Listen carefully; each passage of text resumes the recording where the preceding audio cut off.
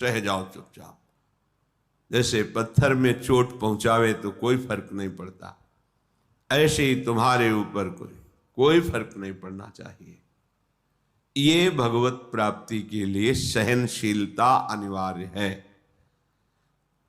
तो कोई भी हमें पीट के चला जाए, हम सह जाएं, ऐसे तो बहुत अत्याचार बढ़ जाएगा।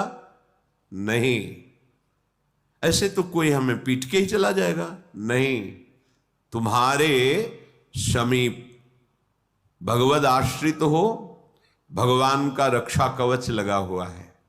करो सदा तिनके रखवारी, जिम बालक राखे महतारी। आपको पुष्ट करने के लिए, परमार्थ का सूरवीर योद्धा बनाने के लिए भगवान थोड़ी छूट दे दें। भले किसी को अपमानित करो, इसे देखो कैसा लगता है। इसको अपमानित किया, बहुत दुखी हुआ, रो दिया प्रभु से, फिर प्रभु किसी न किसी रूप में शास्त्र संतजन गुरुजनों से समझाएंगे ये तुम्हारी स्थिति ठीक नहीं है, सहना सीखो। जब ये द्वंद्वों को सह जाओगे तब महाप्रेम को सहने की सामर्थ्य आएगी।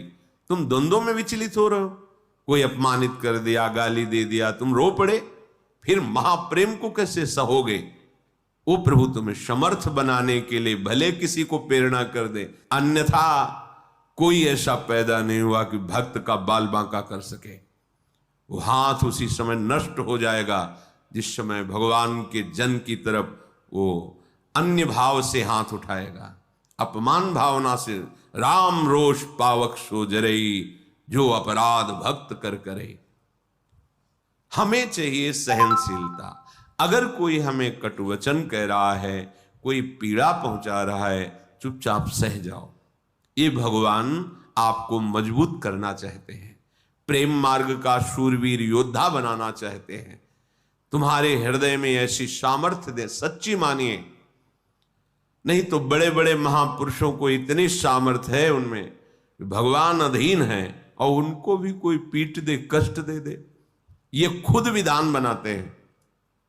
श्री माधवदास बाबा जी समुद्र के किनारे पर्णकुटी में दरवाजे की तरफ पीठ करके, कुटिया की तरफ मुख करके कि कोई भजन में विक्षेप ना पहुंचाए, ऐसे बैठते थे। छोटी सी झोपड़ी थी, तो दरवाजे की तरफ पीठ है और पीछे की तरफ ऐसे मुख किए, निरंतर भजन में 2-2, 3-3 दिन हो जाते, भोजन के लिए भी नहीं जाते।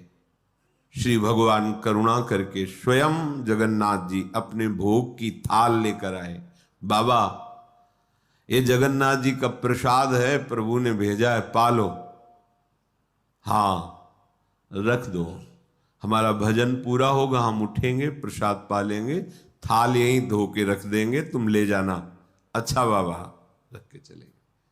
समय हुआ भजन पूरा, तो दिखाए तो स्वर्ण की थाल भगवत प्रसाद, आनंदित होकर पाया और समुद्र में मार्जन करके थाल रख दी।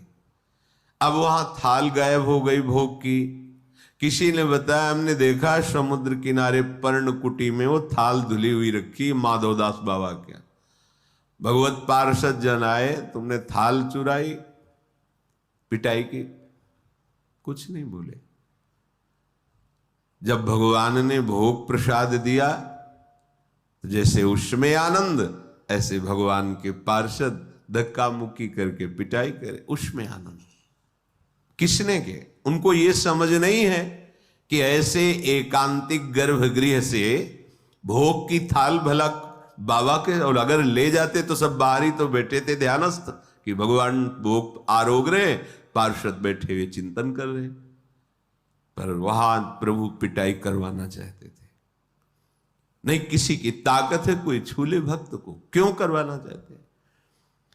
अपने भक्त को मान रहित, देह भाव रहित, हृदय में ऐसा महान पुष्ट भगवत प्रसाद पा रहे हैं, भगवत पार्षदों से पिटाई दोनों समान।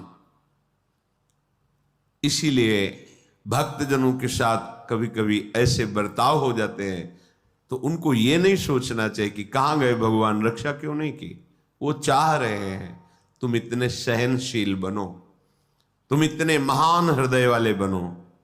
तो हमें तो पीड़ा हो रही है और हम महान हृदय वाले बने, हमारा तो अपमान करा दिया, फिर तुम शरणागत किसके हुए? समर्पण